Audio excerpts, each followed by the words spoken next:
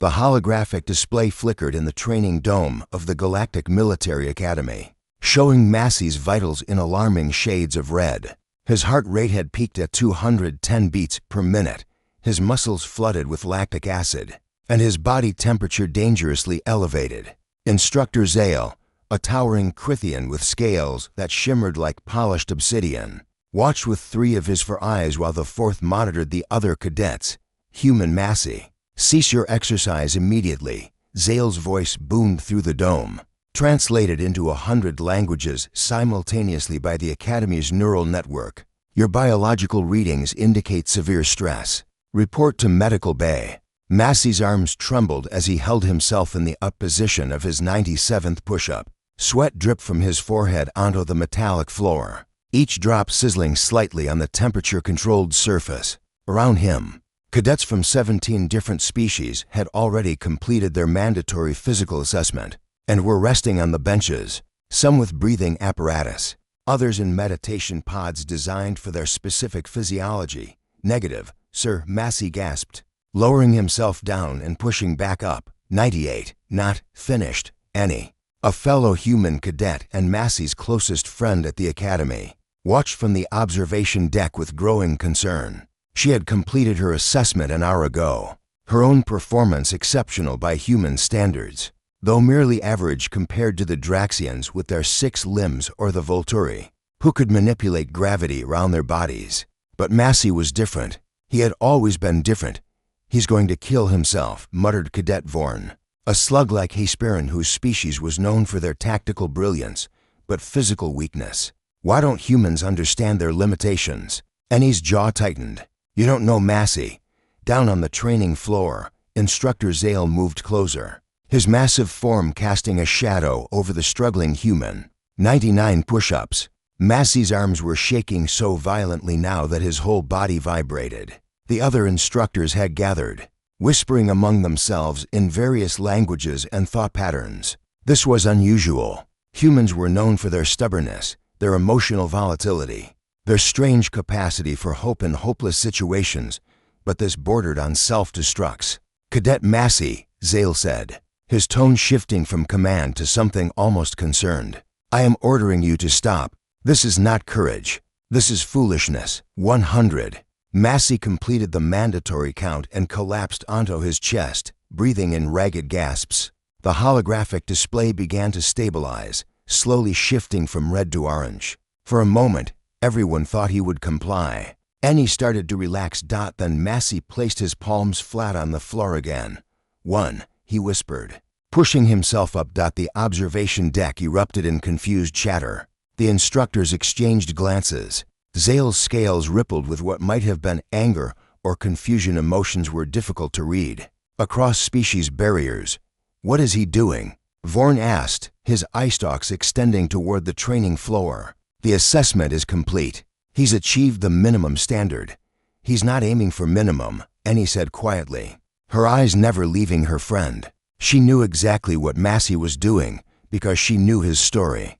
Massey had grown up on Earth's Colony 7, a mining settlement where humans barely survived, while other species thrived in the galaxy with their advanced biology. Crithians, with their armored hides, Zentari with their telepathic networks, Volturi with their gravity manipulation. Humans had only their determination. Massey's father had died in the mines. His mother worked 3 jobs to send him to preparatory school, and every instructor had told him the same thing. You're human. You have limits. Accept them. But Massey had never accepted limits. 2, he grunted, arms shaking. 3, for Annie watched as Instructor Zale did something unprecedented. Instead of ordering Massey to stop again, the Crithian stepped back and crossed his arms. He was watching, waiting, perhaps even curious. The other cadets began to notice. The Draxians stopped their stretching routines. The Volturi descended from their gravity meditation. Even the Hesperans, who typically showed little interest in physical displays, turned their attention to the human cadet doing push-ups on the training floor. 15, 16, 17. Massey's voice grew stronger, even as his body grew weaker. It was paradoxical, impossible by most species standards. The holographic display showed his endorphin levels spiking. his brain releasing chemicals that would have been considered toxic in most oxygen-breathing species. But for human strange, stubborn, emotionally driven humans, pain could become fuel. Annie descended from the observation deck, unable to watch from a distance anymore. She moved to the edge of the training floor, where Instructor Zale stood. "Sir," she said quietly. "Permission to speak?" Zale nodded, one eye still fixed on Massey. "Granted, he's not trying to prove anything to you," Annie explained. "He's proving it to himself. Every human who makes it to this academy comes from something. We're not the strongest, fastest, or smartest, but we're here because we don't quit." 53, 54, 55. Massey's count echoed through the now silent dome. Somewhere around push-up 70, something shifted. The other cadets weren't just watching anymore, they were witnessing.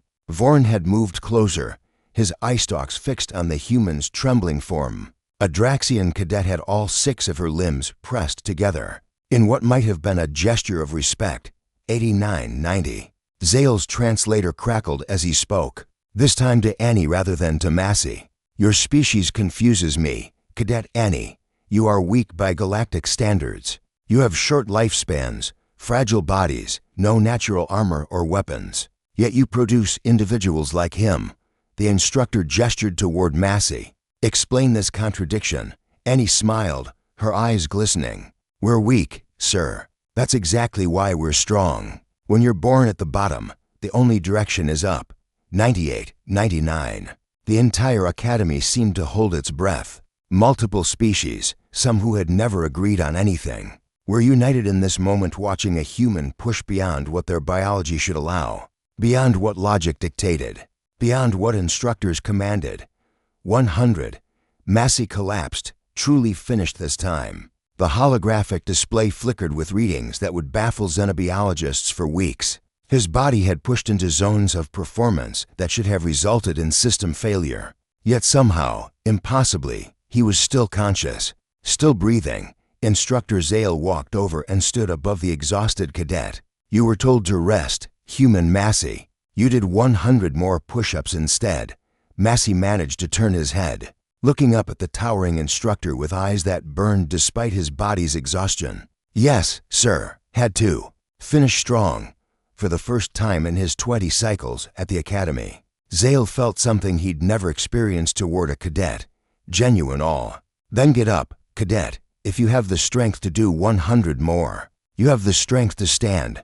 Massey rose, wobbling but upright. Annie rushed forward to steady him, and to her surprise, Vorn and Draxian cadets moved to help as well. The training dome erupted in what could only be described as applause, though it sounded like a cacophony of chirps, clicks, whistles, and roars from dozens of different species. That day, the instructors added a new notation to the academy records, one that would be studied by xenopsychologists for generations. Human limitations are defined, not by their biology, but by their refusal to accept limitation itself. And Annie, helping her friend limp toward medical bay, whispered, "You absolute idiot. I'm proud of you." Massey grinned through the pain. "Had to show them what humans can do." "You showed them something, all right," Annie laughed. "You showed them we're all completely insane. Maybe that's our superpower," Massey said. And despite everything, he was still smiling. In the galaxy of advanced species, superior biology, and ancient civilizations, humanity had found its place not through strength or intelligence alone, but through an irrational, beautiful, and utterly human refusal to give up. And in that moment, watching the other cadets look at Massey with new respect, Annie understood that sometimes the greatest victories aren't won by being the best. They're won by refusing to quit when everyone tells you to rest.